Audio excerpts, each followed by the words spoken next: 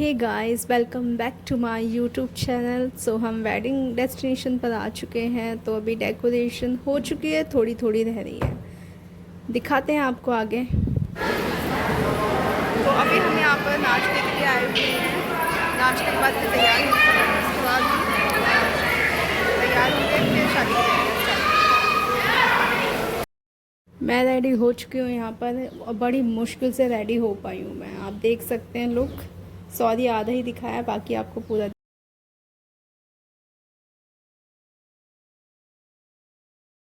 तो यहाँ पर मैंने अपनी दोनों बहनों का टेक लिया। ये है मेरी सबसे छोटी बहन, प्यारी सी क्यूट सी, और मैं बुला रही हूँ अपनी बीच की बहन को, जो मुझसे छोटी है और बाकी सबसे बड़ी है।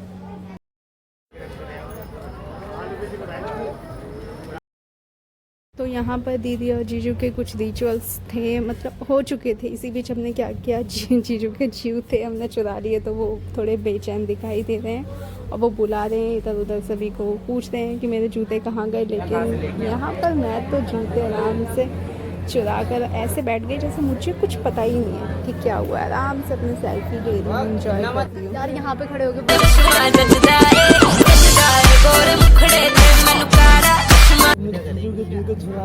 तो यहाँ पर मैं फटाफट जूते छिपा के फटाफट भाग रही थी, कोई देख ना ले मुझे। और यहाँ पर शादी के रिचुअल्स चल रहे थे। इसी बीच मेरी ये दीदी हैं जो आराम से नींद के झटके ले रही थी। और यहाँ पर सभी थक गए थे, क्योंकि आपको पता ही है शादियों में ना इतनी बुरी हालत हो जाती है।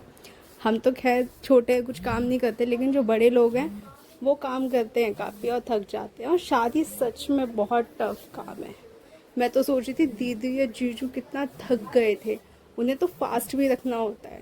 मेरी दीदी को तो सच में बहुत चक्कर आ रहे थे, क्योंकि एक तो गर्मी, ऊपर से इतना हैवी मेकअप, ज्वेलरी, लहंगा।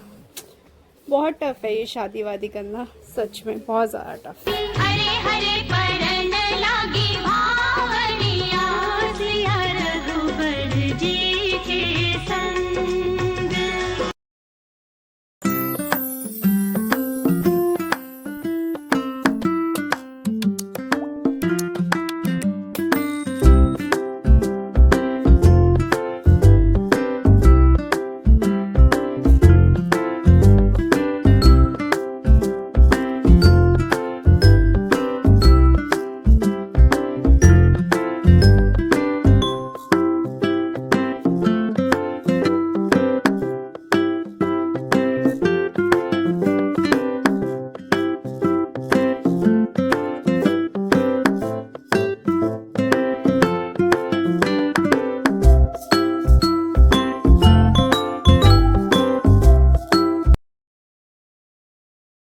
तो ये होता है, बहुत इमोशनल मोमेंट होता है, ये बहुत इमोशनल मोमेंट होता है एक लड़की के लिए।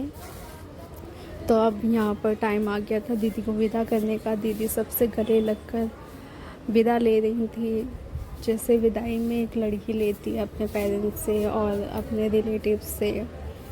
बहुत मुश्किल टाइम होता है उसके लिए, लेकिन क्या करें, ये रूल है एक समाज का कि हाँ, लड़की को अपना घर छोड़कर दूसरे के घर जाना पड़ता है। तो मेरी दीदी भी वैसे ही जा रही हैं। तो जैसे ही दीदी की विदाई हुई, हमने सोचा हम भी अपनी विदाई करते हैं। तो हम भी जा रहे हैं घर की तरफ और थोड़ा घूमने के लिए।